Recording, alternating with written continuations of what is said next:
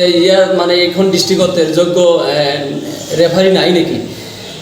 এইটোৱে আমি প্ৰমাণ কৰি দিছোঁ যে যোৱা বছৰ চাৰিটাকৈ খেল টুৰ্ণামেণ্ট আমি বাহিৰৰ পৰা কোনো এজন ৰেফাৰী নমতাকৈ আমি আমাৰ চাউচালমৰা ডিষ্ট্ৰিক্টৰ ৰেফাৰী লৈ আমি খেল মানে ফাৰ্ষ্ট টু লাষ্ট ফিনিচিং কৰি আমি দেখুৱাই দিছোঁ।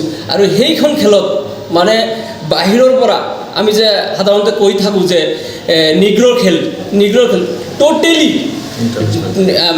টোটেলি মানে 22জন মানে নিগ্ৰ প্লেয়াৰ থকা খেলো আমাৰ এইখন ডিষ্ট্ৰিক্টৰ ৰেফাৰীয়ে আমি আমাৰ এইখন সন্থাৰ পৰা মানে শুনামতে খেল মহাৰণত যিমান ফিল্ডত খেল চলিছিল আপোনালোকে চলাইছে?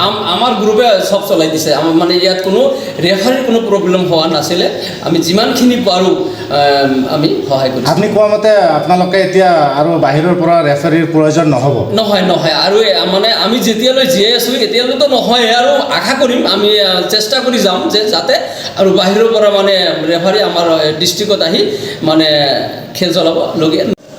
আজি ফেকামাৰী গাঁও পঞ্চায়ত অফিচ প্ৰাংগণত দক্ষিণ শালমৰা মানকাছাৰ জিলা ফুটবল ৰেফাৰী এছ'চিয়েশ্যনৰ এখন বছৰীয়া মিটিং, এইটো বাৎসৰিক কনফাৰেন্স হ'ল।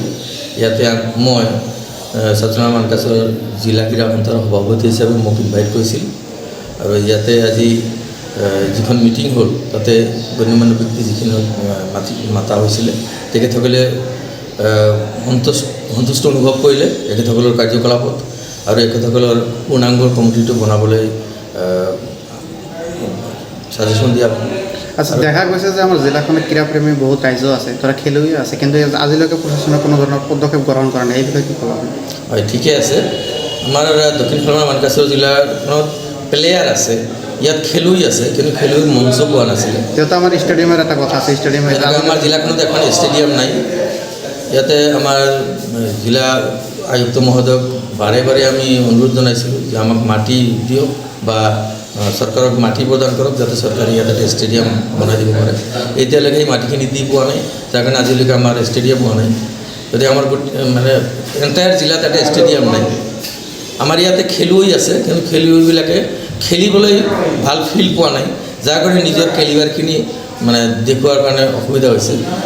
আমাৰ ইতিমধ্যে জিলা ক্ৰীড়া সন্থাৰ তৰফৰ পৰা কেইবাটাও ফিল্ড আপগ্ৰেডেশ্যনৰ কাৰণে প্ৰস্তাৱ দিয়া হৈছিলে, সেইমতে হৈছে, কিন্তু আমাৰ তেনেকৈ ৰেফাৰীৰ খুব অভাৱ আছিলে। ইমান দিনে ৰেফাৰী আছিলে, কিন্তু এখেতসকলৰ এটা ইউনিট নাছিল, এছ'চিয়েশ্যন নাছিল।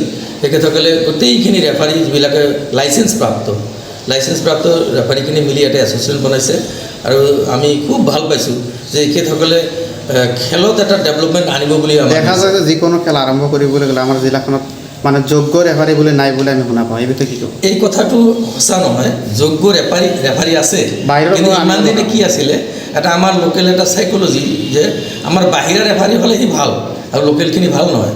গতিকে আমাৰ ইয়াতো ভাল ৰেফাৰী আছে, কিন্তু এটা কথা আছে যে লোকেল হিচাপে আমালোকৰ মানে ৰেচপেক্টটো কম যেন লাগে। আৰু ইয়াৰ আগতে এখেতসকলৰ কোনো ইউনিটি নাছিলে, এখেতসকলৰ এছ'চিয়েশ্যন নাছিল।